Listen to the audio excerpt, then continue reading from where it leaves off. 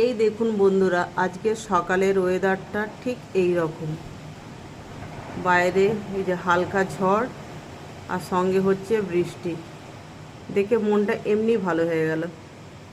ভাবলাম বন্ধুদের সঙ্গে এটা আমি শেয়ার করি। এত সুন্দর লাগছে না ওয়েদারটা, পুরো ঠান্ডা, এরকম হাওয়া দিচ্ছে। আর আমি প্রত্যেক দিনই ভোরবেলায় উঠে পড়ি। সকালে আমার রান্না আছে, যেহেতু পুকুর পড়া থাকে।